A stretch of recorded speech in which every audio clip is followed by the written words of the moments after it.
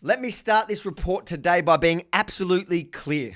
I am in no way encouraging or inciting anyone to go out and protest. I have consistently argued against rallying during the pandemic, but I totally get why some feel the need to, and I have always and will always fight to defend their right to do so.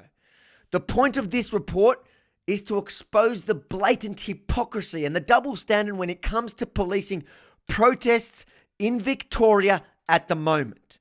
I'm not sure if you heard the news, but yesterday police arrested two of the organisers of the anti-lockdown protest planned for this Saturday.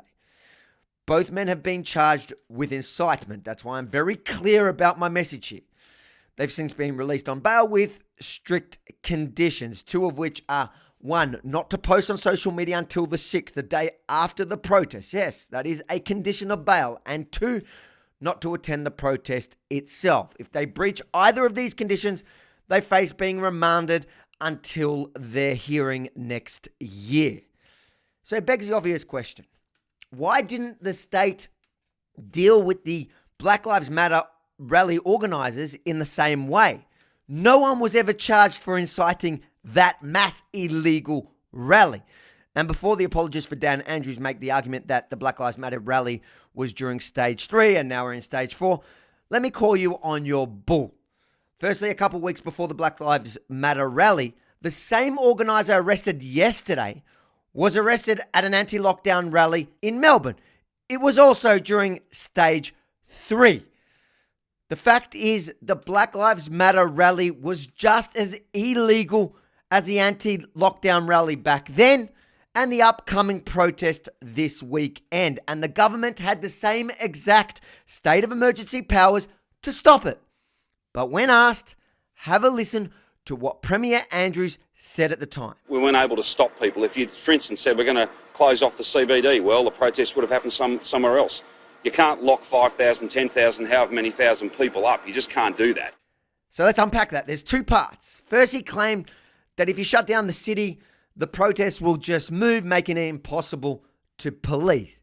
And secondly, that police can't possibly police or arrest that many people. So now have a listen to what the police are saying about the upcoming rally this weekend. We're focusing not only on the city, but we're also extending our operations to ensure that we're in a position to take action in relation to breaches of the Chief Health Officer directions out in the suburbs beyond the CBD.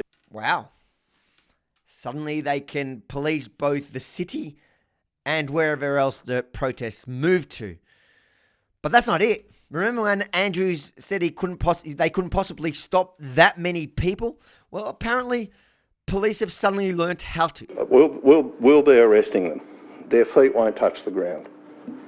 Is that different to what happened with the Black Lives Matter protests? Well, of course it is, because the current situation is very different from what was in play when Black Lives Matter occurred. No one had died at that point. Fact check. 19 coronavirus deaths had been recorded in Victoria before the Black Lives Matter protest on June 6th. But hey, don't let the truth get in the way of a good story. And obviously, none of the media in the room at that press conference questioned that blatant lie from police. The truth is, when the state want to shut something down, it seems they can do it. So again, why didn't police arrest and silence the Black Lives Matter protest organisers for incitement either before, like they did yesterday, or even after their mass rally? The only logical explanation I can think of is that the majority of Black Lives Matter protesters were far left-wing Labor and Greens members. This upcoming protest is essentially against the Andrews government. So it's made up of people who no doubt will never vote or preference Daniel Andrews again.